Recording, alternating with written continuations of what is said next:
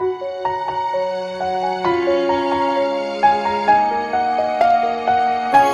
ba ay may pangarap? Para saan? Para kanino? Para sa'yo? Para sa ibang tao? Mga katanungan sa ating isipan na dapat tandaan at isaalang-alang. Ang mga sagot nito ay tayo rin lang ang nakakaalam. Isang magandang araw sa inyong lahat. Ako nga po pala si Ivy Pantunya, narito ngayon sa inyong harapan upang magbigay talumpati tungkol sa pangarap. Pangarap, pangarap, pangarap. Ang buhay ng tao ay nabubuo mula sa ating mga munting pangarap. Mga munti na kalaunan ay unti-unting lumalaki at nagkakaroon ng hugis, kulay, buhay at katuparan para sa ating hinaharap.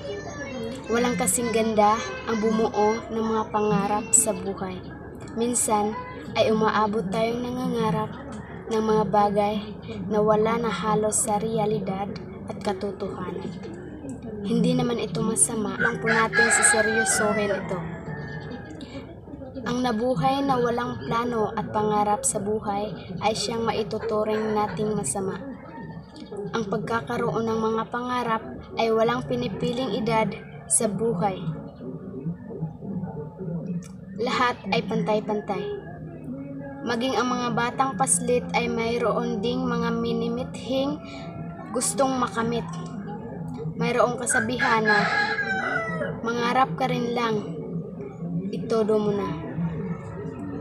Ang bawat tao ay may natatanging pangarap na gustong makuha o maabot sa buhay. Dahil sa mga ito ay nagpupunyagi tayo sa anumang uri ng larangan na ating kinatatayuan para ito ay ating makamtang tunay. Mayroong mga pangarap na minsan ay abot kamay na natin.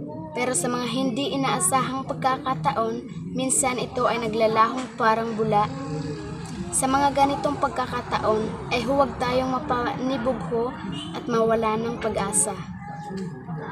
Pilitin nating bumangon at gumawa ulit ng panibagong pangarap. Ang buhay ay sadyang mapagbiro.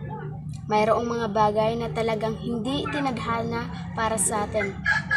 Mapamaterial man o hindi, sabi nila, kung hindi ukol ay hindi bubukol.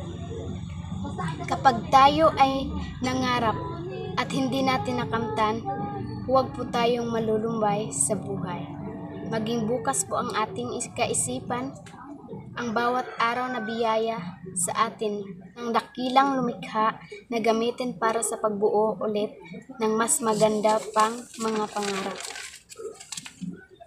Mga pangarap na nagsisilbing ating mga inspirasyon upang tayo ay lalong tumatag, sumipag para sa anumang unos na dumating sa ating buhay. Yun lamang po. Sana may naintindihan at may napulot kayong aral tungkol sa aking talumpati. Maraming salamat. Buhay sa mundo, huwag mawawala ng pag-asa, darating din ang ligaya.